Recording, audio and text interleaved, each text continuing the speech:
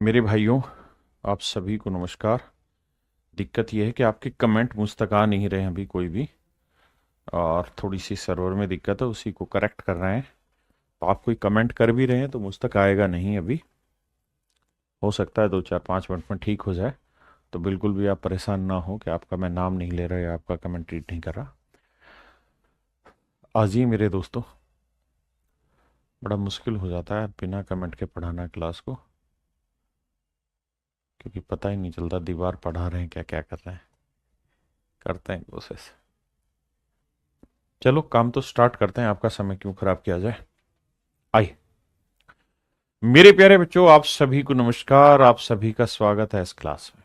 मेरे दोस्तों, आज मैं पढ़ने जा रहा हूं, पढ़ने नहीं पढ़ाने जा रहा हूं एक ऐसी चीज जो आपके जीवन में बहुत बड़ा योगदान देती है। मैं आपसे पूछूं मेरे बच्चों कि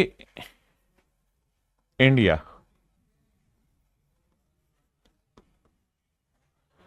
और पाकिस्तान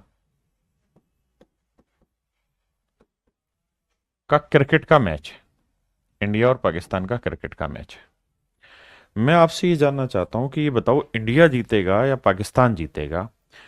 इंडिया के जीतने की क्या आपको संभावनाएं लगती हैं? कितने चांस लगते हैं इंडिया के जीतने के, क्या चांस होंगे? तो आप मुझे एक बात कहेंगे, देखो सर, इंडिया पाकिस्तान खेल रहे हैं तो हमारे पास तीन ही रिजल्ट निकल के आ सकते हैं। पहला रिजल्ट है सर, भारत जीत जाए। दूसरा रिजल्ट है कि सर मैच ड्रॉ हो जाए किसी भी कारण से। और तीसरा रिजल्ट है सर क्या, कि हम हार जाएं। तो सर, इंडिया के लिए तीन ही तरीका मतलब रिजल्ट निकल सकते हैं, या तो हम मैच जीते हैं, या ड्रॉ हो जाए, या हार जाए।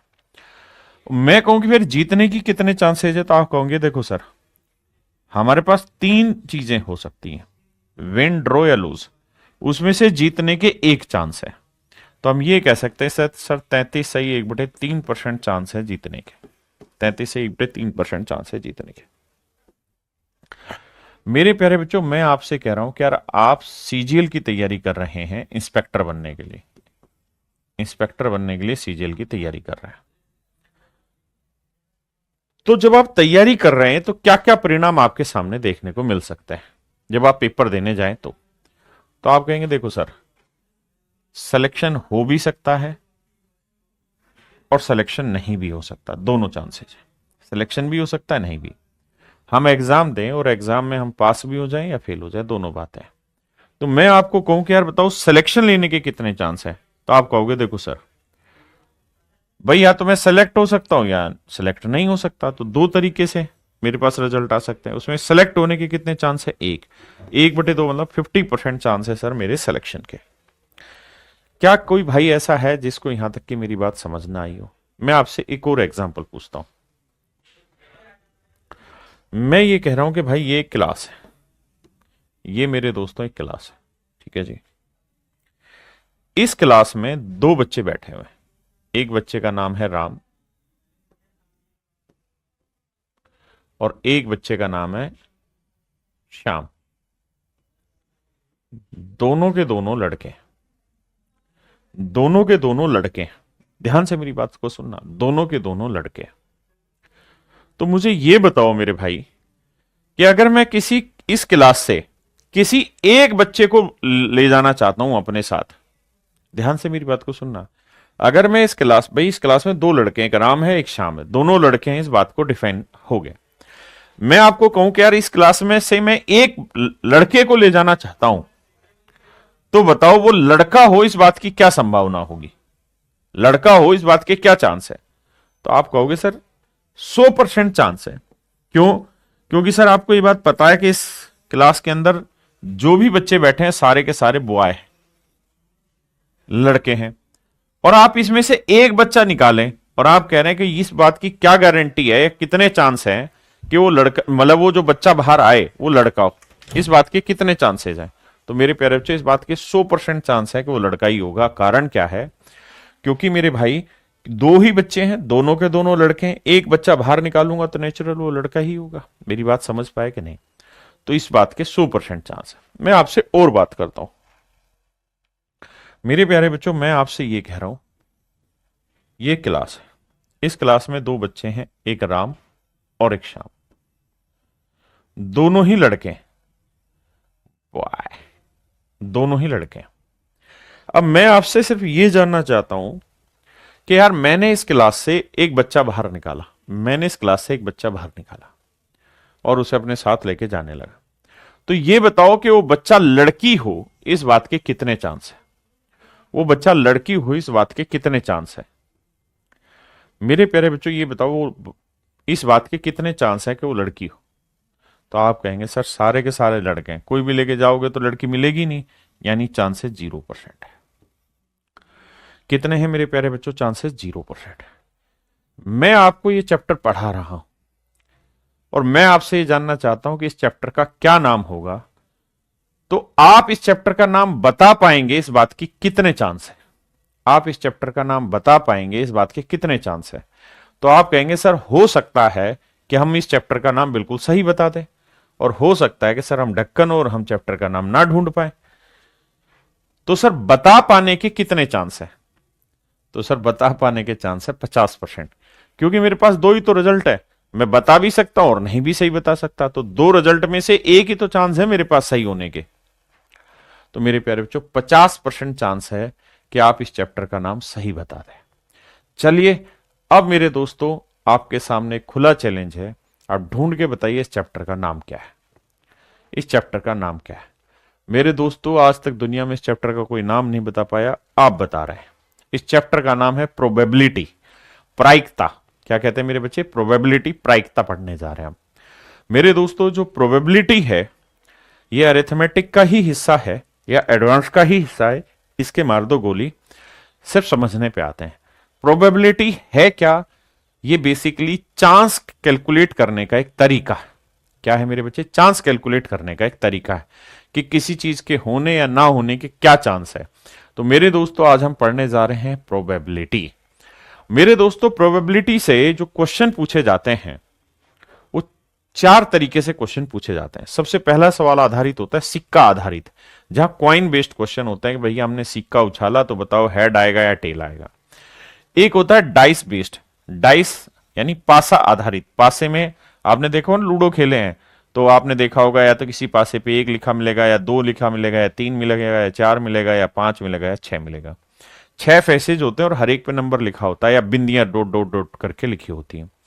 तीसरा आता है मेरे बच्चे ताश के पत्तों वाला, बाजीगर वाला, मतलब कार्ड्स वाला।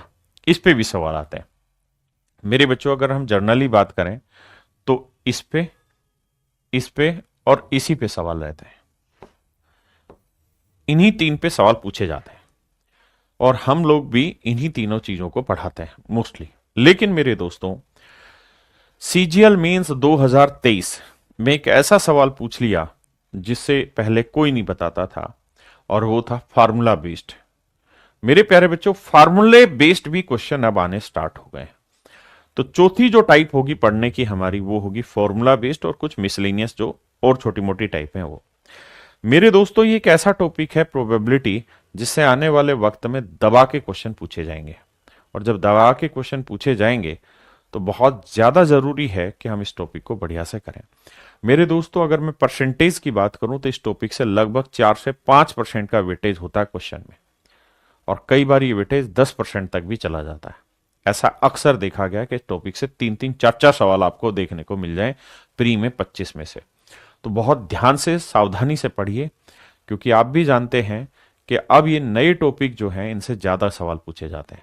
आइए मेरे दोस्तों अब हम वापसी आते हैं कि सर प्रोबेबिलिटी होती क्या है। तो मैंने उससे पहले आपको इन्हीं सब बातों से समझाया था कि किसी चीज के होने या ना होने के जो चांसेस हैं इसी को हम प्रोबेबिलिटी कहते हैं। और प्रोबेबिलिटी निकालने का तरीका ये है कि भैया किसी चीज के क्या क्या आउटकम निकल के आ सकते हैं, पहले वो सारे आउटकम निकाल लो और हमें उसमें से कौन कौन से आउटकम चाहिए वो रख लो। जैसे मैं आपको कहूं कि यार आप इंडिया और पाकिस्तान का मैच है, तो बताओ इंडिया ये मैच जीते इस बात की कितने गारंटी है या कितने चांस है? तो आप कहेंगे इंडिया जीत भी सकता है, हार भी सकता है, ड्रॉ भी हो सकता है। तो टोटल कितने रिजल्ट आ सकते हैं? 3 रिजल्ट आ सकते हैं।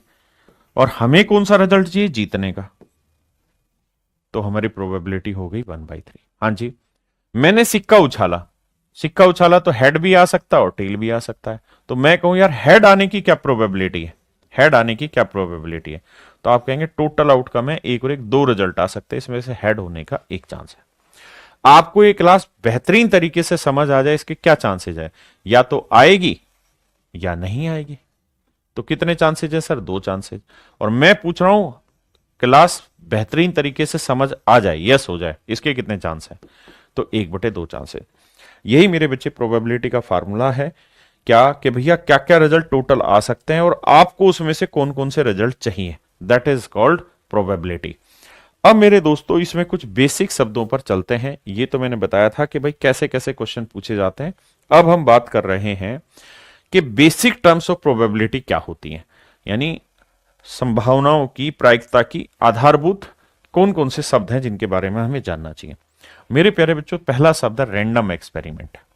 रैंडम एक्सपेरिमेंट का, एक्सपेरिमेंट का मतलब जानते हैं, कोई प्रोसेस करना, कोई प्रयोग करना, हिंदी में जिसे हम कहते हैं। जैसे मैं आपको पढ़ा रहा हूं तो मैं एक किस्म से एक प्रयोग ही तो कर रहा हूं मेरे बच्चे, जिससे जिसका रिजल्ट मुझे दोनों पता है। आपको चीजें समझ में भी आ सकती हैं, आपको चीजें समझ नहीं भी आ सकती है, लेकिन मैं इस बात के लिए श्योर नहीं हूं कोई ये चैप्टर आपको पूरी तरह 100% समझ आ जाए। फिर से समझाता हूं। मान लीजिए मैंने एक सिक्का उछाला, तो जब मैं सिक्का उछाल रहा हूं तो मुझे तय है कि या तो हेड आएगा या टेल आएगा, लेकिन मुझे यह तय नहीं है कि हेड आएगा। मेरी बात समझ पाए? तो रैंडम एक्सपेरिमेंट का मतलब होता है एक ऐसा एक्सपेरिमेंट जिसके टोटल आउटकम्स के बारे में हमें पता है कि इसमें क्या क्या रिजल्ट आ सकते हैं, लेकिन एक सर्टेन आउटकम के बारे में हमें नहीं पता होता। जैसे मान लीजिए एक गेंदबाज आया और मैं बैटिंग कर रहा हूं और उसकी बॉल आई, तो मैं उसकी बॉल पे छक्का भी मार सकता हूं, मैं उसकी बॉल पे चौका भी मार सकता हूं, मैं उसकी बॉल पे आउट भी हो सकता हूं, मैं उसकी बॉल खाली भी छोड़ सकता हूं, उसकी बॉल वाइड भी जा सकती है, या और भी जो हो सकते होंगे वो। तो मुझे सारी कहानियां पता है कि यार इस बॉल पे क्या क्या हो सकता है, वो मुझे सब पता है, लेकिन मुझे ये नहीं पता कि होगा क्या। तो इसको मेरे बच्चे हम कहते हैं रैंडम एक्सपेरिमेंट, यानी एक ऐसा एक्सपेरिमेंट जिसके टोटल आउटकम के बारे में हमें ज्ञान है, लेकिन सर्टेन आउटकम के बारे में हमें नहीं पता क्या होगा। That is called random experiment. कान पकड़ के जल्दी से यस सर नो सर लिखो, ताकि पता चले आपको समझ आई कि नहीं आई बात। देखिए थ्योरेटिकल पोर्शन में जाने की जरूरत नहीं है। रैंडम एक्सपेरिमेंट क्या होता है, व्हाट आई टीच और what I speak, that is more important if you getting this. अब आते हैं मेरे बच्चे इवेंट। अब मेरे बच्चों ध्यान देना, मैं आपसे ये कह रहा हूं कि यार मैंने एक पासा उछाला, क्या उछाला, सिक्का ना पासा उछाला, लूडो फेंका, डाइस फेंकी, तो क्या क्या रिजल्ट आ सकते हैं? 1 आ सकता है, 2 आ सकता है, 3 आ सकता है, 4 आ सकता है, 5 आ सकता है, 6 आ सकता है। मेरे प्यारे बच्चों, एक डाइस उछालना जो है ना, ये मेरा कहलाता है रैंडम एक्सपेरिमेंट। एक डाइस उछालना मेरा रैंडम एक्सपेरिमेंट कहलाता है, क्योंकि मुझे पता है क्या क्या रिजल्ट आएगा, लेकिन कौन सा होगा रिजल्ट वो मुझे नहीं पता। एक शब्द होता है सैंपल स्पेस। सैंपल स्पेस को हम बोलते हैं प्रतिदर्श समष्टि। तो आप समझ ही गए होंगे औकात क्या है हिंदी में पढ़ने की। पढ़ने भी मत चले जाना, वरना शब्द इतने खतरनाक है समझ नहीं पाओगे, है ना। यादच्छिक प्रयोग आपकी बस की नहीं समझना, तो इंग्लिश में पढ़ो। सैंपल स्पेस क्या होता है? सैंपल स्पेस एक ऐसा सेट होता है जिसके अंदर टोटल आउटकम होते हैं। टोटल आउटकम, टोटल आउटकम होते हैं। जैसे मेरे दोस्तों मैंने आपको कहा कि भैया एक डाइस उछाली, तो डाइस उछालना रैंडम एक्सपेरिमेंट है, लेकिन उसमें क्या क्या आउटकम आएंगे उन सबको एक सेट में बना के लिखना, वो कहलाता है मेरे बच्चे सेट। मतलब एक ग्रुप में बना के लिखना, वो मेरा सेट कहलाता है। क्या मेरी बात समझ गए? ये कहलाता है सेट। तो इवेंट क्या कहता है? सर इवेंट का मतलब ये है कि वो ऑब्जर्वेशन जो हमें चाहिए, देसी भाषा में समझा रहा हूं, वो ऑब्जर्वेशन जो हमें चाहिए, ऑब्जर्वेशन जो हमें चाहिए, ऑब्जर्वेशन जो हमें चाहिए, जो हमें चाहिए, ये मेरे बच्चे कहलाती इवेंट। इसे हम कहते हैं घटना। जैसे मान लीजिए मैंने सिक्का उछाला, तो एक तरफ हेड गिरेगा, भाई हेड आ सकता है या टेल आ सकता है, या हेड या टेल जो आता है, मैंने सिक्का उछाला, ये कहलाता है रैंडम एक्सपेरिमेंट। क्या क्या आउटकम आएंगे ये मेरा सैंपल स्पेस कहलाता है या सैंपल कहलाता है। समझ रहे हैं? लेकिन मेरे प्यारे बच्चों, अगर मैं आपसे जानना चाहूं कि भाई ये बताओ हेड आने की कितनी संभावनाएं हैं, तो मैं चाहत क्या रख रहा हूं, मेरी चाहत क्या है? हेड आना। तो जो मेरी चाहत है वो मेरा क्या कहलाता है, इवेंट। यानी जिस चीज के लिए मैं ये काम कर रहा हूं वो मेरा इवेंट। जैसे मैं कहूं कि यार मैं आपको ये पूरा चैप्टर प्रोबेबिलिटी पढ़ा रहा हूं, तो कितने बच्चों को ये प्रोबेबिलिटी समझ में आएगा, तो कितने बच्चों को ये प्रोबेबिलिटी समझ आएगा, ये बात मैं जानना चाह रहा हूं। तो जो चीज मैं जानना चाह रहा हूं वो मेरा इवेंट कहलाता है। कैन इट बी अंडरस्टैंडेबल, मतलब समझ में आ गई बात, क्लियर है भाई। अब आते हैं आगे। ये मेरे भाइयों इसका थ्योरेटिकल मतलब है, इसमें बहुत ज्यादा कुछ रस होगा नहीं, तो इसको मारो गोली। अब आते हैं कि इवेंट क्या क्या होते हैं, क्योंकि देखिए बेसिक टर्मिनोलॉजी में जाएं तो एक रैंडम एक्सपेरिमेंट अच्छे से समझ में आ गया, सैंपल स्पेस, यानी उस डाइस को उछालना रैंडम एक्सपेरिमेंट है, सिक्के को उछालना रैंडम एक्सपेरिमेंट है। उससे जो टोटल आउटकम निकलेंगे वो हमारा सेट कहलाता है, और जो हमारी डिजायर है, जो हमारी इच्छा है, वो हमारा इवेंट कहलाता है। लेकिन इवेंट बहुत सारे तरीके के होते हैं, उन सारी चीजों पे बात करते हैं। देखो मेरे दोस्त, सबसे पहले हम चर्चा करते हैं श्योर इवेंट पे। श्योर इवेंट क्या होता है भाई? श्योर इवेंट का मतलब होता है एक ऐसा इवेंट जो 100% निर्धारित हो, 100% निर्धारित हो।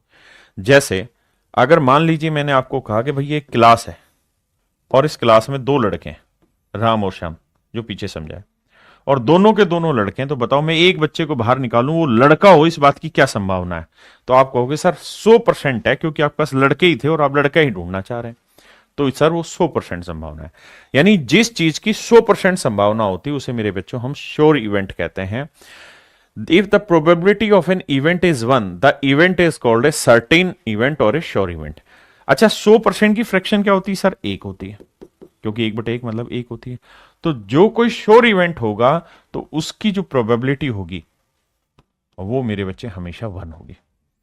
अब चर्चा करते हैं इम्पॉसिबल इवेंट। इम्पॉसिबल इवेंट क्या होते हैं? असंभव इवेंट। तो मेरे दोस्त समझाया था थोड़ी देर पहले यही सवाल कि मान लो किसी क्लास में दो लड़के बैठे हैं और मैं उसमें से एक बच्चा निकालूं और बताओ इसकी लड़की होने की कितनी संभावना है, तो आप कहोगे कैसी बात कर रहे हो सर, इम्पॉसिबल है ये चीज, तो लड़के हैं तो लड़की कैसे होगी? तो इम्पॉसिबल इवेंट का मतलब एक ऐसी इवेंट या ऐसा नंबर जिसकी प्रोबेबिलिटी 0 हो। तो मेरे बच्चों एक बात आपने देखी कि किसी भी नंबर की जो प्रोबेबिलिटी होती है ना, वो हमेशा ही या 0 और 1 के बीच में लाई करती है, 0 से 1 के बीच में रहती है। मतलब 0 भी होगी, 0 के बराबर भी होगी, 0 से बड़ी होगी, 1 भी हो सकती है और 1 के बराबर भी हो सकती है, और 1 से छोटी भी। यानी प्रोबेबिलिटी कभी भी 0 से नीचे नहीं जाएगी और 1 से ऊपर नहीं जाएगी, इस बात को ध्यान देना। अब मेरे बच्चों हम अगले शब्द पे आते हैं। अगला शब्द आप यहां देखेंगे, एक शब्द लिखा हुआ है कॉम्प्लीमेंट्री इवेंट। क्या होता है भाई कॉम्प्लीमेंट्री इवेंट? पूरक घटना। अर्थ समझाता हूं। देखो यार, किसी चीज की होने की और किसी चीज के ना होने की प्रोबेबिलिटी का जो जोड़ होता है वो हमेशा एक रहता है, यह कहलाता है कॉम्प्लीमेंट्री इवेंट। ध्यान से मेरी बात सुनिएगा, कॉम्प्लीमेंट्री इवेंट क्या हुआ? देखो यार, मैं आपको प्रोबेबिलिटी पढ़ा रहा हूं, तो भैया आपको समझ आएगा या नहीं इस बात के कितने चांसेस हैं? तो आप कहोगे या तो समझ आएगा या समझ नहीं आएगा, दो ही तो तरीके हैं। तो मैं कहूं समझ आने के कितने चांसेस हैं, तो आप कहोगे टोटल आउटकम कितने? 2। यस या नो? और आपको क्या चाहिए? यस। तो यस की क्या हुआ? 1। अब मेरे भाई ये बताओ कि ना आने की कितनी प्रायिकता? उसके लिए भी सर 2 सेट, मतलब 2 आउटकम में से मुझे 1 आउटकम चाहिए। तो मेरे बच्चे किसी चीज के होने और ना होने की जो प्रायिकता का योग है वो हमेशा 1 होता है, और यही मेरे प्यारे बच्चों हमारा कहलाता है कॉम्प्लीमेंट्री इवेंट। कॉम्प्लीमेंट्री इवेंट, जब भी किसी चीज के होने की, होने को ऐसे डिनोट करते हैं इस इवेंट के होने की, और ना होने की, ना होने को मेरे बच्चे क्या करते हैं, इस ई के ऊपर एक बार लगा देते हैं। इसकी प्रायिकता का योग हमेशा 1 होता है। दैट इज कॉल्ड मेरे प्यारे बच्चों what? That is called complementary event. Do you understand? अब आते हैं मेरे दोस्तों आगे। अब हम बात करते हैं मेरे भैया equally likely event. Equally likely event क्या होता है? इक्वली लाइकली इवेंट क्या होगा? जैसे, यानी ऐसा इवेंट ऐसे इवेंट जिनकी मतलब प्रोबेबिलिटी 2 इवेंट की सेम आ जाए। जैसे मैं कहूं यार एक डाइस फेंको, तो डाइस फेंकोगे तो टोटल आउटकम क्या क्या हो सकता है भैया? 1 आ सकता है, 2 आ सकता है, 3 आ सकता है, 4 आ सकता है, 5 आ सकता है, 6 आ सकता है। बिल्कुल ठीक बात।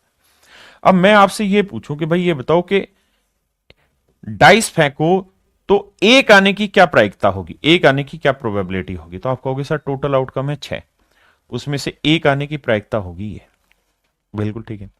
मैं आपसे कहूं कि यार ये बताओ 5 आने की प्रायिकता क्या होगी, अगर मैंने कोई डाइस फेंका, रैंडम एक्सपेरिमेंट किया, डाइस फेंका, तो 5 आने की प्रोबेबिलिटी क्या होगी, तो सर आप कहोगे टोटल आउटकम है 6, 6 में 5 एक ही बार आ सकता है, तो 1/6।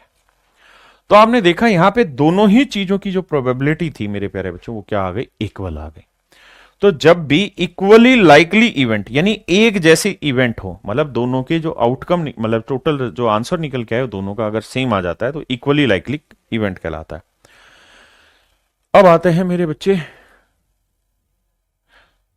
कहां गया इक्वली लाइक, हाँ ये यहां पे लिखा हुआ है, to or more events are called equally likely if any of them cannot be expected to occur in preference to other. For example, in tossing a coin, anything can occur. There is equal chance of getting a head or getting a tail. But what the case in the film Sole, that was not an equally likely event. देखो मेरे भाई ये लिखा हुआ है, इसका मतलब कि अगर हमने कोई सिक्का उछाला तो हेड आने की भी उतनी प्रोबेबिलिटी होगी और टेल आने की भी उतनी ही प्रोबेबिलिटी होगी। तो जब दो चीजों की या दो से ज्यादा चीजों के सेम चांसेस हो जाए तो वो मेरे बच्चे इक्वली लाइकली इवेंट कहलाते हैं। अब आते हैं उससे आगे, एक आपने यहां शब्द पढ़ा होगा जिसे हम कहते हैं इंडिपेंडेंट इवेंट। इंडिपेंडेंट इवेंट का मतलब सबसे ही आप समझ रहे होंगे ऐसे इवेंट जिनका आपस में कोई फर्क ना पड़ता हो, कोई फर्क ना पड़ता हो। Independent event, if two or more event, दो या दो से ज्यादा ऐसे event, if two or more events occur in such a way that the occurrence of one does not affect the occurrence of other, they are said to be independent event. देखिए ध्यान से मेरे बच्चे, मैं आपको एक एग्जाम्पल के through समझाता हूं, ये सब समझने बहुत जरूरी है मेरे बच्चों। मैं आपको ये कह रहा हूं कि यार भारत की क्रिकेट टीम भी मैच खेल रही है और ठीक उसी ही समय भारत की हॉकी टीम भी एक मैच खेल रही है और बिल्कुल लास्ट मोमेंट पे मैच आ गया है और आखिरी बॉल पे 6 रन चाहिए और भारत को आखिरी मोमेंट पे जीतने के लिए एक गोल चाहिए, एक गोल चाहिए। तो मुझे ये बताओ कि ये दोनों एक दूसरे पे डिपेंड है। अगर क्रिकेट में छक्का लगा तो क्या हॉकी में आखिरी सेकंड में गोल होगा, या हॉकी में आखिरी सेकंड पे गोल लगा तो क्या क्रिकेट में आखिरी बॉल पे छक्का या चौका होगा? आप बताइए, ये पॉसिबल, मतलब ये डिपेंड करता है क्या इन दोनों में कोई रिलेशन है? तो आप कहेंगे कोई रिलेशन नहीं है।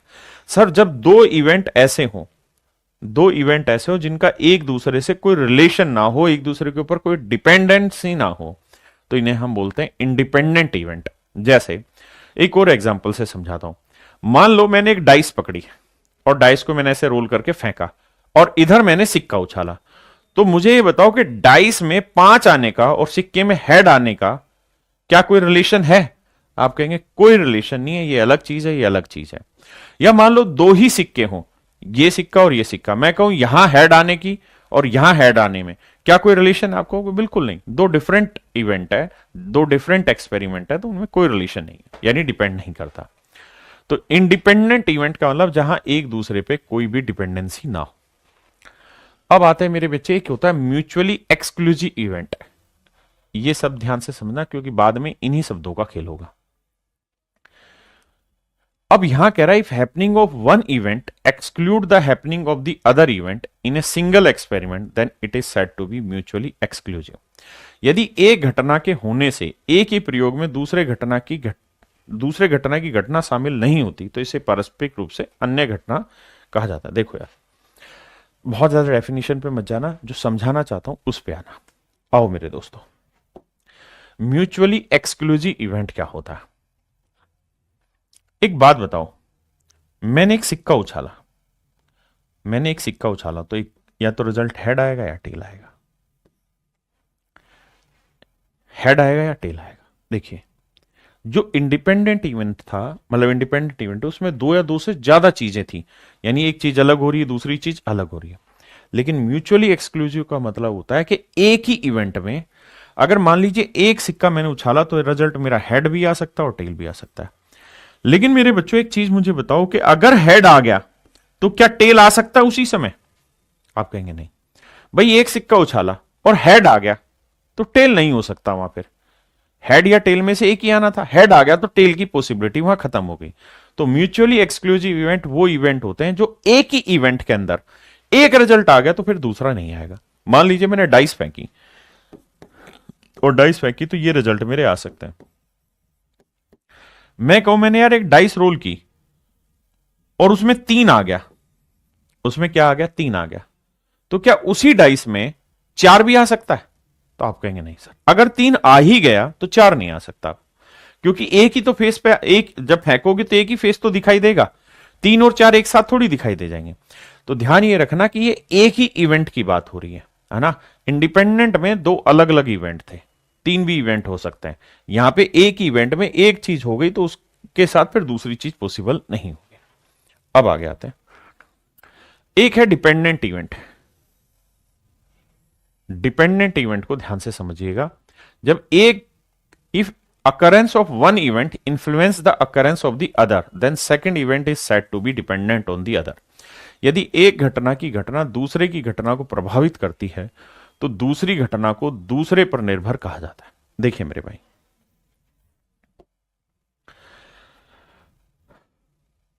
बड़े ध्यान से मेरी बात सुनिए, ये बहुत जरूरी समझने की बात है। मेरे बच्चों, एक रूम है, उस रूम में राम, श्याम, मोहन, अनिल और क्या नाम बच गया, अबे, और ए बी, बी से भोला, ये 5 बच्चे हैं। राम, श्याम, मोहन, अनिल और भोला, ये 5 बच्चे हैं। एक ही रूम में बैठ के तैयारी करते हैं, एक ही जगह पीछे ले रखे, एक ही रूम में तैयारी करते हैं।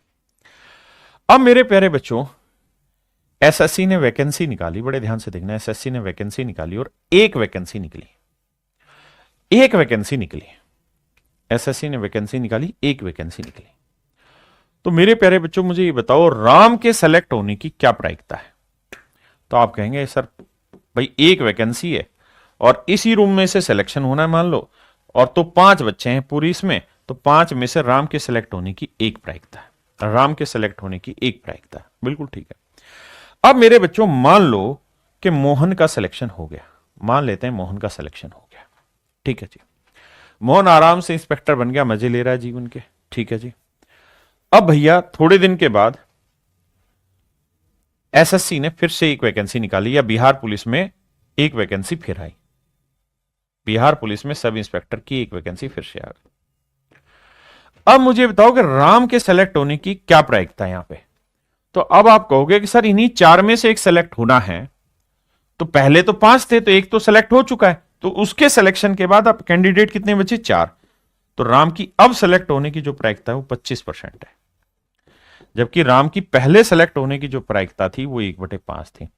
यानी ये कहलाता है डिपेंडेंट इवेंट, कि किसी एक का सिलेक्शन होने से राम की जो अब प्रोबेबिलिटी है वो डिपेंड हो गई इसके सिलेक्शन पे, एक बच्चे के सिलेक्शन पे। यानी जब एक की प्रोबेबिलिटी दूसरे पे निर्भर करती हो। मेरी बात समझ रहे हैं कि नहीं समझ रहे हैं? हाँ है ना, पक्का, पक्की बात है। ये कहलाता है डिपेंडेंट इवेंट। अब मेरे बच्चे एग्जॉस्टिव इवेंट पे बात करते हैं। एग्जॉस्टिव इवेंट क्या होता है बताइए? देखो यार, बड़े ध्यान से समझना, एग्जॉस्टिव इवेंट क्या होता है, एग्जाम्पल के थ्रू समझा रहा हूं। मान लो मेरे दोस्त, मैं आपको कहूं कि यार एक डाइस फेंकी, तो डाइस में क्या क्या रिजल्ट आ सकते हैं? तो डाइस के क्या क्या रिजल्ट होंगे ये उसका सैंपल स्पेस कहलाएगा। तो 1 आ सकता है, 2 आ सकता है, 3 आ सकता है, 4 आ सकता है, 5 आ सकता है, 6 आ सकता है। अब मैं आपसे ये कहूं कि भाई इवन नंबर आने की क्या क्या प्रायिकता हो सकती है? इवन नंबर आने की क्या क्या प्रायिकता हो सकती है? तो आप कहेंगे, या छोड़ो, मैं आपसे ही पूछ रहा हूं कि एक आने की क्या प्रायिकता हो सकती है? एक आने की क्या प्रायिकता हो सकती है? तो आप कहेंगे कि सर 1/6 हो जाएगी, ठीक है। यानी हमें जो रिजल्ट चाहिए उसमें एक चाहिए, ठीक है जी। अब मैं पूछ रहा हूं प्रोबेबिलिटी बताओ प्राइम नंबर आने की कितनी संभावना है। तो आप कहेंगे प्राइम नंबर क्या क्या हो सकते हैं सर, 2 हो सकता है, 3 हो सकता है, 5 हो सकता है। बिल्कुल ठीक है सर। अब मेरे दोस्त मैं आपसे पूछ रहा हूं कि 4 आने की कितनी प्रोबेबिलिटी है। अब आप कहेंगे कि एक ही संभावना है, यानी 4 ही है। मेरे बच्चे मैं आपसे कहूं 6 आने की कितनी प्रायिकता है, तो आप कहेंगे सर एक ही सेट है। तो मेरे दोस्तों मजे की बात क्या है, मजे की बात यह है यहां समझने की कि इन सबको अगर मिला दें, इन सबको अगर मिला दें मेरे बच्चों, इन सबको अगर मिला दें, यानी इन सारे एलिमेंट्स को मिला दें, सेट ये कहलाया और इसके अंदर जो चीजें रखी हुई है एलिमेंट कहलाते हैं। तो अगर बहुत सारे इवेंट्स के अंदर जितने एलिमेंट है उन सबको मिला के सैंपल स्पेस के बराबर अगर एलिमेंट बन जाते हैं तो उसे हम कहते हैं एग्जॉस्टिव इवेंट। उसे क्या कहते हैं मेरे प्यारे बच्चों, हम एग्जॉस्टिव इवेंट कहते हैं। जैसे देखो, एक आ गया, 2 आ गया, 3 आ गया, 4 आ गया, 5 आ गया, 6 आ गया, तो सारे ही तो इवेंट कवर कर दिए हमने। यानी जितने भी एलिमेंट है वो सारे सैंपल स्पेस में मौजूद हैं। तो इन्हें मेरे दोस्तों हम कहते हैं एग्जॉस्टिव इवेंट। इन्हें मेरे प्यारे बच्चों हम क्या कहते हैं, एग्जॉस्टिव इवेंट कहते हैं। इक्वली लाइकली मैं बता चुका हूं। अब मेरे दोस्तों सवालों पर आते हैं। टाइप 1 बेसिक क्वेश्चन में कराने जा रहा हूं, ध्यान से मेरी बात सुनिएगा। मैंने 2 चीजें बताई हैं, क्या कि किसी भी चीज की जो प्रोबेबिलिटी है वो हर हाल में 1 के बराबर या 1 से छोटी होगी और 0 के बराबर या 0 से बड़ी होगी। पहली बात ये ध्यान रखिए, किसी भी चीज के होने की जो प्रोबेबिलिटी है वो 0 और 1 के अंदर ही घूमती रहेगी। ठीक है जी। अब इस पे सवाल लेते हैं। पहला सवाल बताइए, कहता था probability of a certain event, किसी निश्चित घटना की प्रायिकता क्या होगी। तो मेरे बच्चे निश्चित घटना का मतलब है श्योर इवेंट, और श्योर इवेंट की प्रोबेबिलिटी क्या होगी, 1। आई कहता है तो probability of an impossible event, असंभव घटना की प्रायिकता क्या होगी, 0। यानी जो पॉसिबल ही नहीं है उसका 0। कह रहा है निम्नलिखित में से कौन सा किसी घटना के घटित होने की प्रोबेबिलिटी हो सकती है। Which of the following can not be the probability of occurrence of an event. तो मेरे बच्चे ये भी पॉसिबल है क्योंकि 0 1 तक है, ये भी है, ये भी है, लेकिन ये संभव नहीं है क्योंकि ये 1.6 मतलब 1 से बड़ी, और प्रोबेबिलिटी जो है वो हर हाल में किसी भी इवेंट की 1 से छोटी या 1 के बराबर और 0 से बड़ी या 0 के बराबर होती है। तो ये कहानी गलत है। कह रहा which of the following can not be the probability of an event, कौन सी नहीं हो सकती। तो ये भी हो सकती है 1 से छोटी, ये भी हो सकती है, ये भी हो सकती है, बस ये नहीं हो सकती। उसने पूछा कौन सी नहीं हो सकती, तो 2.7 नहीं हो सकता। ठीक है।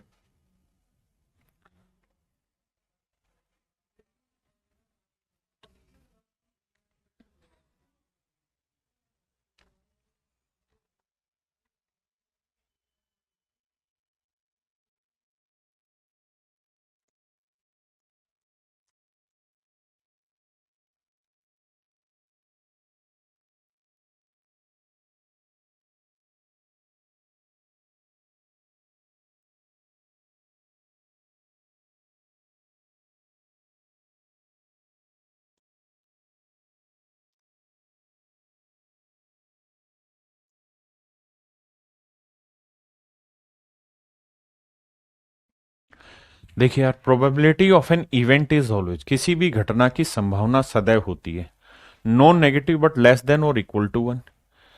ए real number less than 1 lies between -1 and 1 lies between 0 and 1। देखिए मेरे बच्चे, आखिर से आते ही गलत है। 0 और 1 के बीच में लाई नहीं करती, 0 के बराबर भी हो सकती है और 1 से छोटी भी हो सकती है और 1 के बराबर भी। तो किसी भी चीज की प्रोबेबिलिटी 0 से लेके 1 तक रहती है, तो ये गलत है। -1 से 1 ये भी गलत है। ये रियल नंबर लेस देन 1 ये भी गलत है क्योंकि -1 भी रियल नंबर है, -2 भी रियल नंबर है। ये सही है कि भाई नॉन नेगेटिव। नॉन नेगेटिव कौन कौन से होते हैं सर, 0 नॉन नेगेटिव है, but less than or equal to 1 कहता है कि नॉन नेगेटिव हो और 1 से बराबर या 1 से छोटा हो। तो मेरे बच्चे ऑप्शन ए करेक्ट है। सवाल में कह रहा है कि किसी चीज के होने की जो प्रायिकता है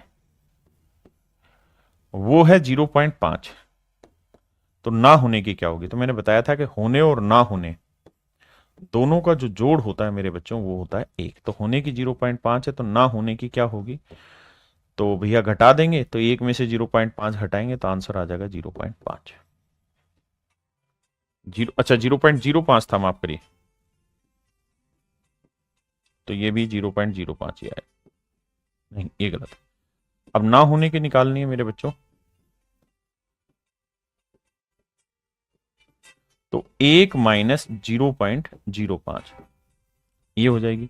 अब घटाएंगे तो 1 में से ये आएगा 0.95, तो आंसर होगा ऑप्शन डी। आंसर होगा ऑप्शन डी।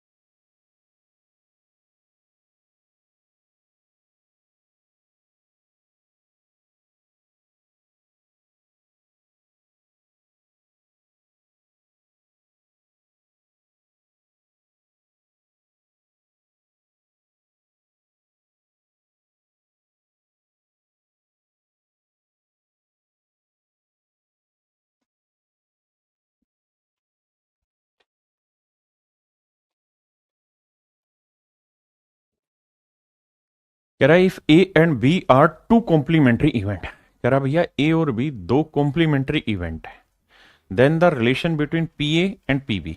तो मेरे बच्चे कॉम्प्लीमेंट्री इवेंट कौन से होते हैं? जिनका जोड़ एक हो, जिनका जोड़ एक हो। तो ये कह रहा है कि भैया 0 से छोटा है, ये 0 से बड़ा है ना, ये 0 के बराबर है। ऑप्शन सी ठीक है। कॉम्प्लीमेंट्री का मतलब जिसकी जोड़ एक हो, वैसे कॉम्प्लीमेंट्री होता है होना ना होने को मिला के, ठीक है।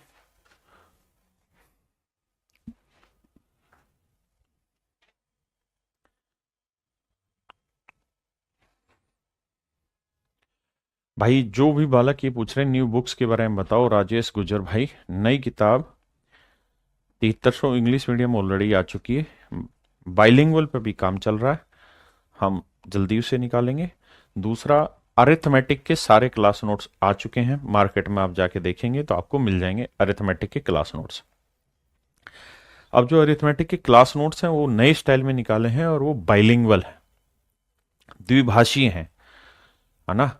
तो आप उसे देखना चाहें तो आप ऑनलाइन खरीद सकते हैं, लेकिन अगर आपके पास वक्त है तो प्लीज प्लीज ऑफलाइन उसे जरूर खरीदिए, क्योंकि ऑफलाइन खरीदेंगे तो 2 पैसा दुकानदार कमाएगा, ऑनलाइन खरीदेंगे तो सारा ही पैसा बाहर चला जाएगा विदेश।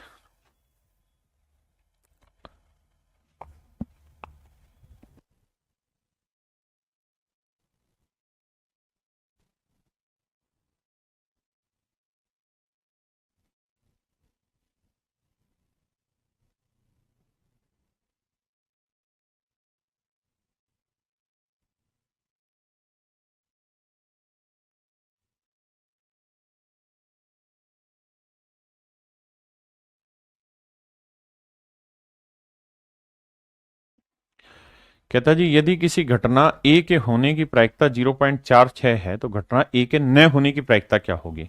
तो मेरे बच्चे होने और ना होने का जोड़ होता है एक, एक में से अगर होने को घटा देंगे तो ना होने वाला निकल के आ जाएगा, तो आंसर आएगा 0.64। 0.64 option is your right answer.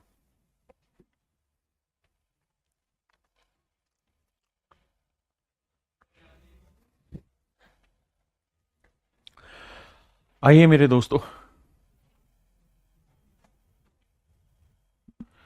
कहता है गीता और रितु के बीच एक टीटी मैच में रितु के जीतने की प्रायिकता इतनी है, तो गीता की जीत की प्रायिकता क्या होगी? देखो यार, रितु और गीता दो लोग हैं। अब मेरे दोस्तों इसके विन की प्रायिकता कितनी है?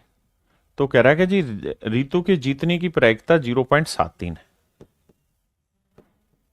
तो मेरे दोस्तों अगर रितु 0.73 जीत सकती है तो गीता कितना जीत सकती है हमें बताना है। हमें ये पता है कि इन दोनों का जोड़ क्या होगा, एक। तो भैया एक में से 0.73 घटाएंगे तो ये बचेगा कितना, 2.7। तो गीता के जीतने की 0.27 प्रोबेबिलिटी है, क्योंकि जितनी इसकी जीतने की है उससे इसकी हार निकाल देंगे, वो आएगा 0.27। और जितनी रितु के हारने की प्रायिकता होगी उतनी ही तो गीता की जीतने की होगी, क्योंकि जब रितु हारेगी तभी तो गीता जीतेगी।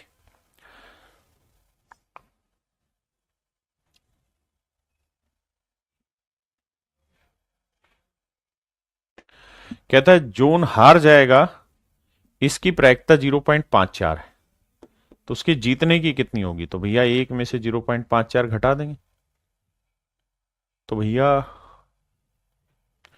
घटाएंगे तो भैया 0.46, ऑप्शन सी।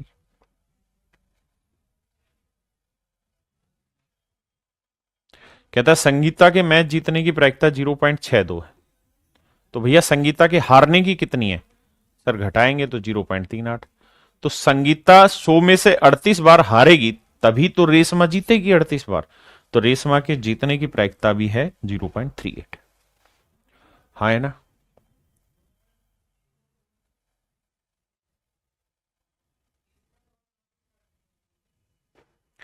कह रहा भाई दो लड़कों का जन्मदिन एक ही दिन होने की प्रायिकता, एक दिन न होने की प्रायिकता। तो मेरे बच्चे बताया था कि कोई इवेंट ना होने की प्रायिकता और कोई इवेंट होने की प्रायिकता जो होती है इनका जोड़ हमेशा ही एक होता है। तो कह रहा है ना होने की प्रायिकता है 0.897, तो होने की क्या होगी निकाल देंगे। तो एक में से 0.897 घटाओ, घटाएंगे भैया तो 0.103, ऑप्शन सी। अब आते हैं आगे। एक बच्चा पूछ रहा है कि इससे पहले वाला दोबारा समझा दो। देखो यार एक चीज बेसिक से समझ लो, दिक्कत ही ना हो। मान लो राम और मोहन एक रेस में भाग ले रहे हैं। राम की जीतने की संभावना मान लो 3/10 है, तो नेचुरल सी बात है मोहन के जीतने की कितनी होगी, 7/10। क्योंकि दोनों नहीं जीत सकते, तो एक की जीतने में दूसरे की जितनी जोड़ोगे तो एक ही तो आएगा। और बस इतना समझना है कि राम के जीतने की 3/10 है तो हारने की 7/10 होगी। तो राम जब हारेगा तभी तो मोहन जीतेगा भाई, ये समझा रहा था उस जगह में। अब मेरे दोस्तों हम बात कर रहे हैं टाइप 2, और टाइप 2 जो है वो है क्वाइन बेस, यानी सिक्कों पर आधारित सवाल। बड़े ध्यान से समझिए। सिक्के के आपने दो फेस देखे होंगे, एक फेस ये वाला और एक फेस ये वाला। इस फेस को हम टेल बोलते हैं और इस फेस को हम हेड बोलते हैं। एक को हेड बोलते हैं, एक को टेल बोलते हैं। तो देखिए यार मेरे भाई, जब भी कोई सिक्का उछालेंगे हम, जब भी हम कोई कॉइन उछाला, ये वाला सिक्का हमने बार बार उछाला मान लो, तो उछाले तो दो ही रिजल्ट आ सकते हैं, या तो टेल आ सकता है या हेड आ सकता है। दो ही रिजल्ट निकल के आएंगे, या तो टेल या हेड। अब अगर मान लो कोई सिक्का दो बार उछाला, कोई सिक्का दो बार उछाला, तो दो बार उछाला तो क्या क्या हो सकता है भाई, हेड आ सकता है पहले में, दूसरे में भी हेड आ जाए। वैसे देखो पहले में हेड आ गया, अब दूसरे में भी हेड आ जाए। ऐसा हो सकता है कि पहला उछालते वक्त तो हेड आया लेकिन दूसरा उछालते वक्त टेल आ गया। ऐसा हो सकता है कि पहला उछालते वक्त टेल आया लेकिन दूसरे वाले में हेड आ गया। ऐसा हो सकता है कि पहला उछालते वक्त टेल आया लेकिन दूसरे में भी टेल आ गया। तो जब भी दो सिक्के उछालोगे मेरे दोस्तों, तो यही चार संभावनाएं होंगी। हेड हेड हो सकते हैं, टेल टेल हो सकते हैं, हेड टेल हो सकता है और टेल हेड हो सकता है। यहां तक कोई दिक्कत है तो मुझे बताइए, जब भी हम दो बार सिक्का उछालें। ऐसे ही मेरे दोस्तों अगर सिक्का 3 बार उछाला जाए, जब भी सिक्का कितनी बार उछाला जाए, 3 बार उछाला जाए। अच्छा एक चीज ये भी ध्यान रखना कि एक सिक्के को 2 बार उछालो या दो सिक्के 1 बार उछालो, बात एक ही है। 3 सिक्के 1 बार उछालो या एक ही सिक्के को 3 बार उछालो, बात एक ही रहेगी। तो मेरे दोस्तों अगर कोई सिक्का 3 बार उछाला गया तो क्या क्या रिजल्ट आएंगे, कुल मिला के ये रिजल्ट होंगे। 4 बार उछालोगे तो ये रिजल्ट होंगे। अब याद रखने वाली बात यह है कि कैसे पता चले कि कितने रिजल्ट आएंगे। तो भाई एक सिक्के में कितने रिजल्ट होते हैं, दो। तो अगर 1 बार उछाला तो 2 की पावर 1 यानी 2 रिजल्ट। अगर 2 बार उछालोगे तो 2 की पावर 2 यानी 4 रिजल्ट। अगर 3 बार उछालोगे तो 2 की पावर 3, मतलब 8 रिजल्ट, 8 परिणाम आ सकते हैं मेरे दोस्तों। अगर आप 4 बार उछालोगे तो 2 की पावर 4 यानी 16 रिजल्ट आ सकते हैं, 16 परिणाम हो सकते हैं। यानी सेट के अंदर जो एलिमेंट बनेंगे वो कितने बनेंगे मेरे भाई? 16 एलिमेंट बनेंगे। पक्की बात है। अब आते हैं आगे। बताओ भाई, कहता है सिक्का एक बार उछाला जाता है तो इस बात की क्या प्रायिकता होगी कि गेटिंग ए टेल, टेल आने की क्या प्रायिकता होगी? तो सबसे पहला पॉइंट ये लिखो कि टोटल आउटकम कितने हैं? एक और एक दो, तो टेल आने की कितनी संभावना? एक। हाँ जी। अगला है not getting a tail, tail ना आने की। तो भाई टोटल प्रोबेबिलिटी एक है, इसमें से 1/2 हटा दोगे तो 1/2 आएगा। तो टेल ना आने की प्रायिकता भी 1/2 ही होगी। ठीक है अमन भाई, देखते हैं उसे। कहता है जी ये बना के नहीं देगा, ये मैंने लिखे हैं तुम्हारी मदद के लिए। जब एक सिक्के को 2 बार उछाला जाता है तो 2 बार हेड आने की कितनी प्रायिकता है? तो सबसे पहली बात तो ये कि 2 बार उछाला जा रहा है तो 2 की पावर 2 यानी 4। टोटल आउटकम होंगे सर 4। अब 2 बार हेड आएगा तो 2 बार हेड यहीं आ रहा, और तो कहीं 2 बार हेड नहीं आ रहा, तो एक ही चांस बना। 2 बार टेल आने के भी भाई टोटल आउटकम 4 है, उसमें से 2 बार टेल आने की कितनी संभावना है? एक ही बार आ सकता है। 1 हेड आने की कितनी संभावना है? तो देखो भाई टोटल आउटकम कितने हैं? 4, उसमें से एक हेड कितनी जगह है? एक हेड, एक हेड यहां है और यहां है, तो मेरे भाई 2 ही चांसेस है। 2 से काटेंगे तो आंसर आएगा 1/2। अगला है एटलीस्ट 1 हेड, कम से कम एक हेड। देखिए यार, कम से कम का मतलब होता है, कम से कम एक हेड का मतलब भाई एक हेड तो चाहिए चाहिए, एक से ज्यादा आएगा वो भी चलेगा, 2 वाले हेड भी चलेंगे। तो मेरे बच्चे टोटल चांसेस कितने हैं? 4, उसमें से कम एक हेड। तो ये बताओ एक बार हेड कितनी जगह आ रहा है? यहां और यहां। ठीक है जी। तो एक बार हेड आ रहा है 2 जगह, और 2 बार हेड कहां आ रहा है? एक जगह। तो 2 और 1 3। तो एटलीस्ट 1 हेड का आंसर होगा 3/4। एटलीस्ट 1 हेड का आंसर होगा मेरे भाई 3/4। कम से कम एक हेड आना। बताओ जी। कह रहा है व्हेन 2 कॉइंस आर टोस्ट, जब 2 सिक्के एक बार उछाले गए तो एटलीस्ट 1 टेल, एक बार कम से कम टेल आ जाए, इसकी कितनी संभावना है? तो भैया 4। कम से कम का मतलब कि एक टेल तो होना ही चाहिए। 2 भी टेल हो सकते हैं, 3 भी हो सकता है, लेकिन 2 ही बार उछाले तो 3 कैसे आएंगे? तो कितने चांसेस है भाई? एक एक बार टेल आने के 2 चांसेस है और 2 बार टेल आने के 1। तो टोटल टेल आने के कितने चांसेस हुए? 3। ये है मेरे दोस्तों एटमोस्ट 1 हेड। एटमोस्ट 1 हेड, अधिक से अधिक एक हेड आए, मतलब ज्यादा से ज्यादा एक बार हेड आए। वो केसेज भी चलेंगे जहां एक भी बार हेड नहीं आ रहा, वो भी चलेंगे। एटमोस्ट 1 हेड का मतलब ज्यादा से ज्यादा एक बार हेड आए, ना भी आए तो वो चलेगा। तो देखो ज्यादा से ज्यादा हेड कहां है? एक बार हेड यहां है, यहां है, और यहां हेड है ही नहीं। तो यहां पे मेरे को कितने केस लेने? 3 केस। मुझे चाहिए ज्यादा से ज्यादा एक बार हेड, यानी वो केस चलेंगे जिसमें हेड है ही नहीं, और वो केस चलेंगे जिसमें केवल एक ही बार हेड है। तो 1 2 3, तो कुल मिला के 3 केसेज है, 3/4। अब बात कर रहे हैं एटमोस्ट 1 टेल, अधिक से अधिक 3, मतलब एक बार टेल आए तो उसके भी यही सेम तरीका होगा, 3/4। एटमोस्ट और एटलीस्ट का अर्थ ध्यान से समझना। बताइए।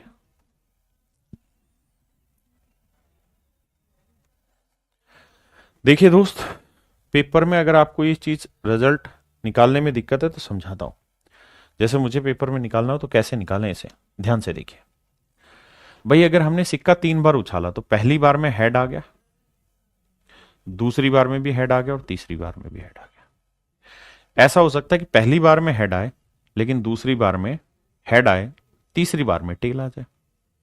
ऐसा भी हो सकता है कि दूसरी बार में टेल आए लेकिन तीसरी बार में हेड आए। ऐसा भी हो सकता है कि पहली बार हेड आए लेकिन दूसरी बार भी टेल आए, तीसरी बार भी टेल आए। आपने कहा ठीक है। तो कितने केसेज हुए सर? ये 4, 4 केसेज हुए। अब ऐसा भी तो हो सकता है कि पहली बार में ही टेल आ जाए।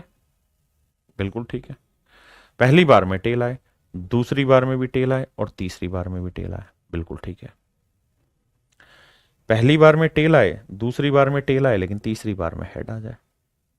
पहली बार में टेल आए, दूसरी बार में हेड आए, तीसरी बार में टेल आ जाए। पहली बार में टेल आए, दूसरी बार में हेड आए, तीसरी बार में भी हेड आ जाए। इसके अलावा कोई चांस है नहीं। तो कुल मिला के मेरे दोस्तों 4 और 4 8 चांस बनते हैं। कितने चांस बनते हैं? 8 चांस बनते हैं। यानी 8 आउटकम पॉसिबल है। कितने आउटकम पॉसिबल है मेरे दोस्तों? 8 आउटकम पॉसिबल है। तो हमसे सवाल में पूछा है क्वाइन इज टॉस्ड 3 टाइम्स, एक सिक्के को 3 बार उछाला गया। The probability of getting a head and a tail alternatively, कहता है कि एक हेड आए और एक टेल आए अल्टरनेटिवली, इस बात की कितनी संभावना है? तो सबसे पहले तो आप ये लिखिए कि टोटल चांसेस कितने हैं? Total outcome 8। अल्टरनेट का मतलब होता है कि हेड आया ना तो अल्टरनेट वाला टेल आए, हेड आया तो उससे अगला टेल आ जाए। ऐसे कितने चांसेज है? अब सोच समझ के आंसर दो।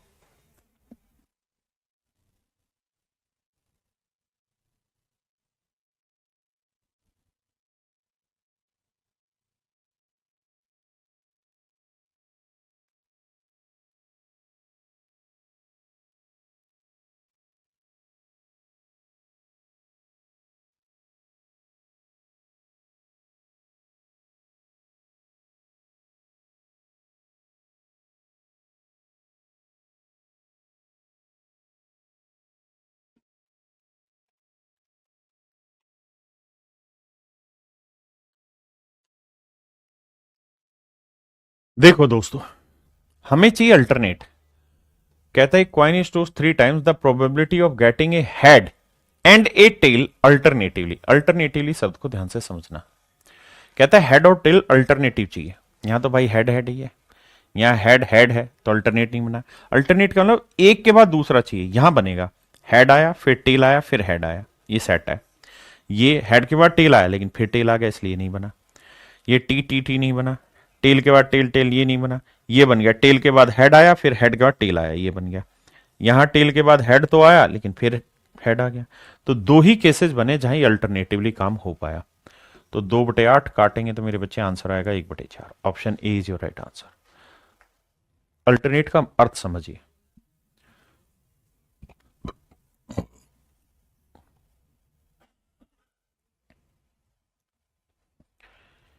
देखिए मेरे दोस्त, सवाल में कह रहे एक सिक्के को 3 बार उछाला गया या 3 सिक्कों को एक बार उछाला गया, अर्थ एक ही है।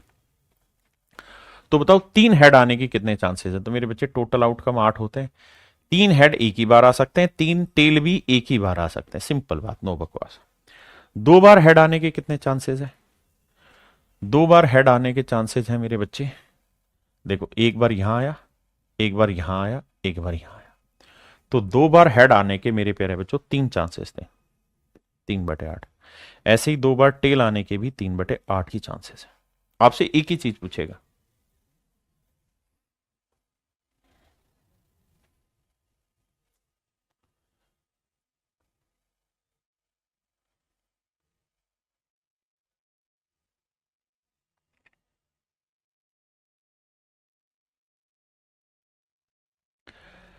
आइए मेरे दोस्तों, चांसेस तो टोटल 8 है, लेकिन पूछ रहा है कि एक सिक्के को 3 बार उछाला गया तो एटलीस्ट 2 हेड आने का।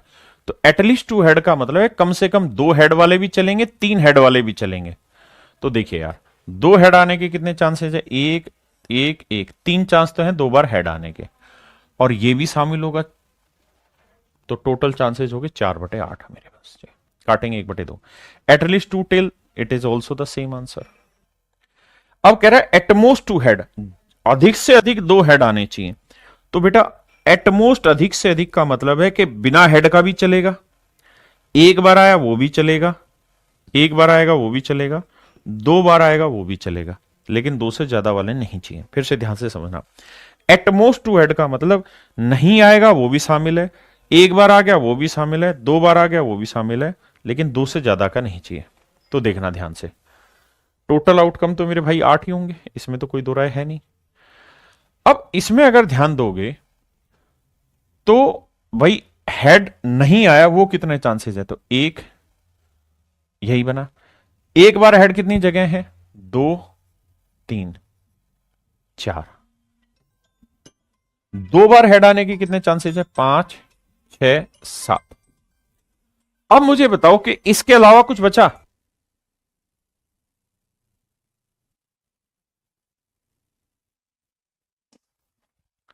इसके अलावा कुछ बचा मेरे भाई? आप कहेंगे नहीं।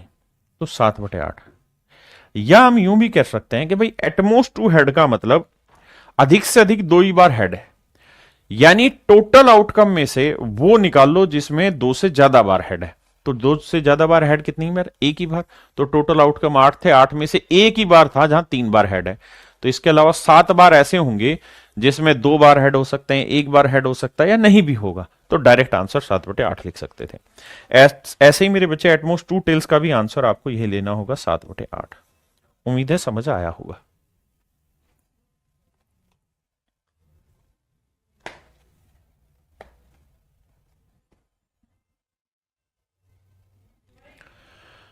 देखिए यार, सेम सवाल है। If three coins are tossed simultaneously then find the probability of getting at least one head. कम से कम एक हेड आने का। तो कम से कम में एक हेड वाला भी लेना है, दो हेड वाले भी लेने हैं, तीन हेड वाले भी लेने हैं। तो टोटल आउटकम 8 है।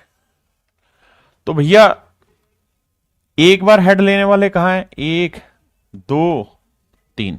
दो बार लेने वाले 4, 5, 6। तीन बार लेने वाले 7। तो आंसर होगा मेरे भाई 7/8।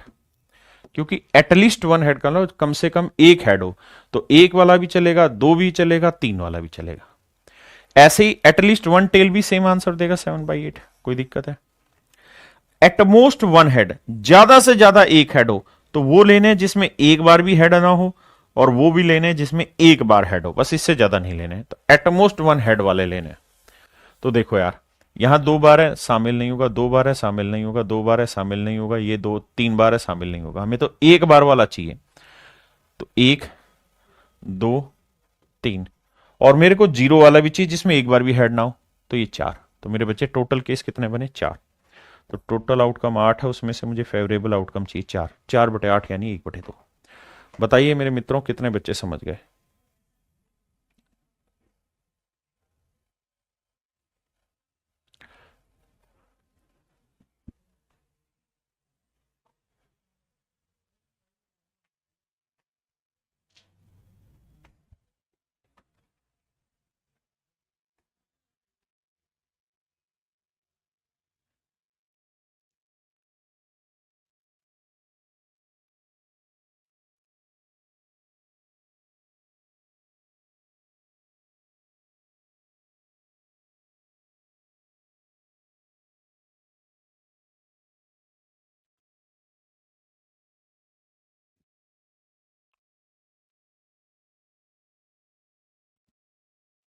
देखो मेरे भाई, एटमोस्ट वन टेल सेम ही है जैसे एटमोस्ट वन हेड है।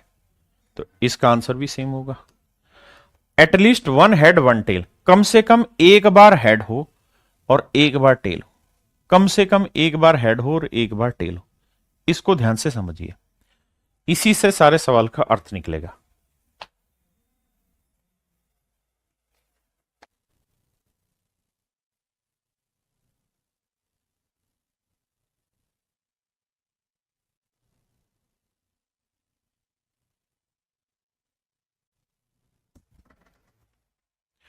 One head and one tail at least है।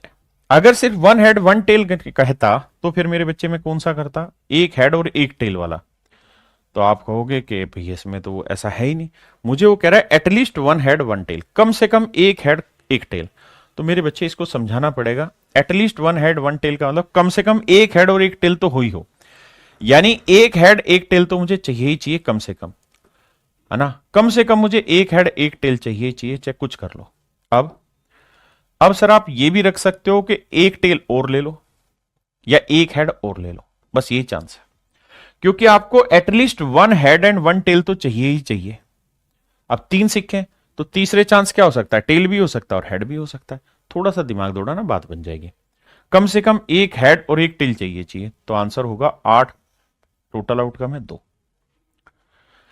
भाई इसका मतलब है मेरे दोस्तों, समझो बात को, कमेंट करने से पहले समझो। वन हेड मुझे चाहिए चाहिए और एंड का मतलब साथ में वन टेल भी चाहिए ही चाहिए। इसके बिना मेरी बात नहीं बनेगी, सेटिंग नहीं होगी मेरी। एक हेड और एक टेल मुझे चाहिए चाहिए। अब बताओ, एक भाई कह रहा पेपर में दिया रहेगा। नहीं भाई, बिल्कुल नहीं दिया रहेगा। ये तो आपको ही बनाना होगा दोस्त, और कौन बनाएगा? 3 तक ही मैक्सिमम पूछेगा, इससे ऊपर नहीं जाता, चिंता ना कर। लेकिन इतना आपको आना भी तो चाहिए मेरे भाई। जल्दी से बताओ कितने बच्चे समझ गए इस बात को। राजेश ठाकुर आपसे मिलना है सर, कुछ तो बोल दो। बाबू सिलेक्शन ले लो और आ जाओ।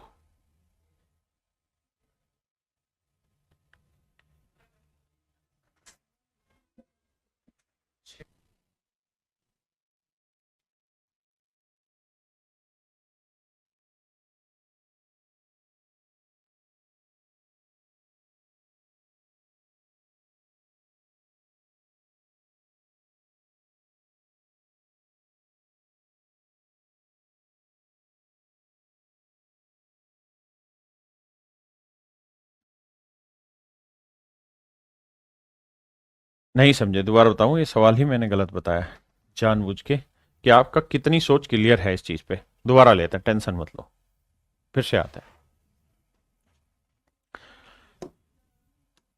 टेंशन ना लो, फिर से आओ। देखिए मेरे बच्चे, सवाल में पूछ रहा है एटलीस्ट। एटलीस्ट का मतलब होता है कम से कम, one head and one tail, कम से कम एक हेड और एक टेल लेना है। यानी सारे आउटकम वो ले लो जिसमें कम से कम एक बार हेड और एक बार टेल हो, यहीं से चेक करते हैं। देखो यार, ये आउटकम सेट हो रहा है? नहीं सर। क्यों नहीं हो रहा? क्योंकि सर इसमें तीनों हेड है, तीनों हेड है। इसमें मेरे बच्चे तीनों हेड है। ये सेट हो रहा है? नहीं सर, इसमें भी तीनों टेल है। यहां देखो, यहां कम से कम एक हेड और एक टेल है, बिल्कुल है। यहां कम से कम एक हेड और एक टेल है, बिल्कुल है। यहां एक हेड और एक टेल है, बिल्कुल है। यहां एक हेड एक टेल है, यहां एक हेड एक टेल है, एक हेड एक टेल है। तो बाकी सारे सही हैं, केवल यही दो ऐसी वैल्यूज हैं जिसमें वन हेड और वन टेल नहीं आ रहा। तो मेरे प्यारे बच्चों, आपका आंसर होगा 6/8। अब आते हैं नो टेल्स, कोई टेल ना हो। तो बच्चे ये बताओ, टेल आने की, नो टेल्स मतलब कोई टेल ना हो, तो कोई भी टेल नहीं होगा तो ये वाला ही चांस होगा, तीनों के तीनों हेड आ जाए, तो 1/8। और नो हेड होने का भी 1/8, क्योंकि सारे टेल होने चाहिए तभी नो हेड होगा। करें?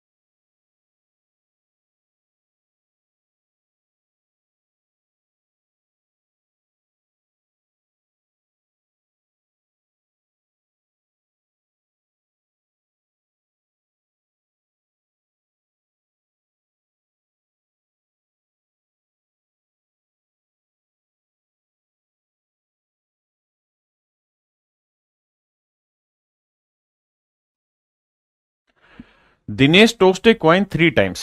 If the third toss gets head, what is the probability of getting at least one more head? कहता है दिनेश एक सिक्का 3 बार उछालता है, यदि तीसरी बार उछालने पर चित आ जाता है तो कम से कम एक और चित आने की कितनी प्रायिकता होगी, ये मेरा सवाल है। Dinesh tossed a coin 3 times. If the third toss gets head, what is the probability of getting at least one more head? कहते हैं एक और हेड आने की क्या क्या संभावनाएं हो सकती हैं, हमारा सवाल है।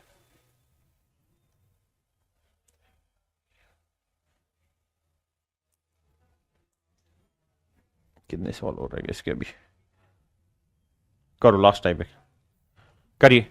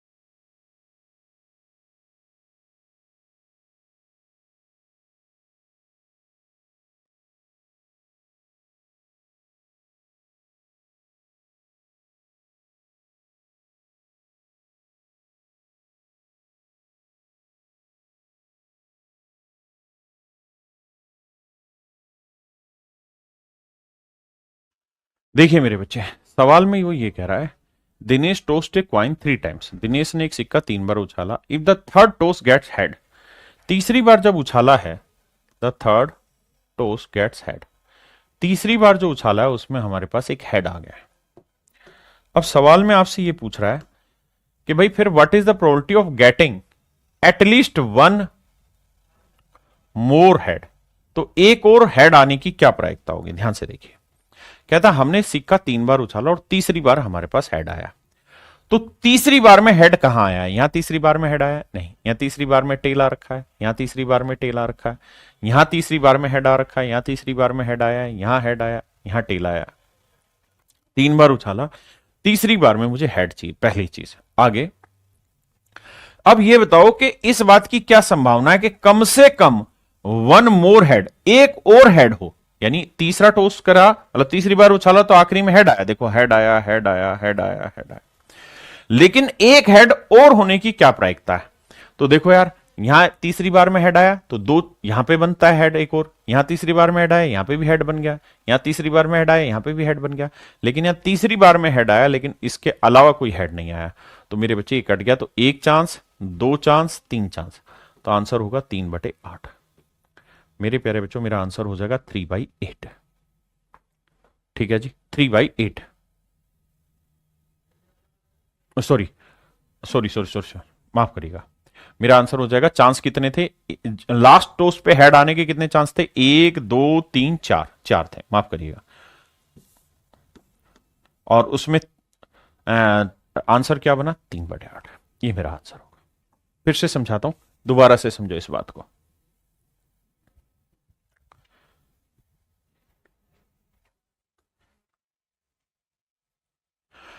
देखिए मेरे बच्चे, सवाल में कह रहा है कि Dinesh tossed a coin 3 times. Dinesh ने एक सिक्का 3 बार उछाला। If the third toss gets head, अगर तीसरी बार हेड आया, अगर तीसरी बार हेड आया, तो हमें सबसे पहले देखना कि तीसरी बार हेड कहां आया, तो एक यहां पे आया, तीसरी बार हेड एक यहां पे आया, एक यहां पे आया, एक यहां पे आया, बाकी सारी जगह तीसरी बार टेल आया, तो टोटल आउटकम कितने हैं मेरे भाई? 4। अब अगली लाइन में कह रहा है getting at least one more head, कम से कम एक बार हेड और आना, कम से कम एक बार हेड और आना।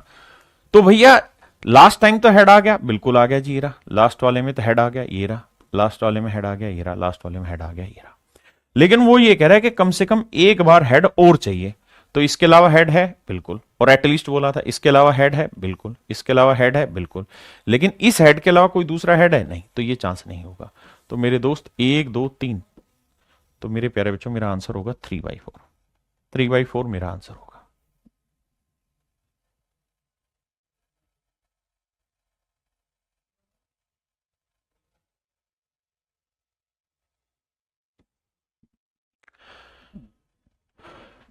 चलिए मेरे प्यारे बच्चों, आज के लिए इतना ही रखते हैं। आज हमने कॉइन वाला हिस्सा पूरा किया, बाकी कल मिलते हैं। Thank you, have a nice day to everyone. धन्यवाद।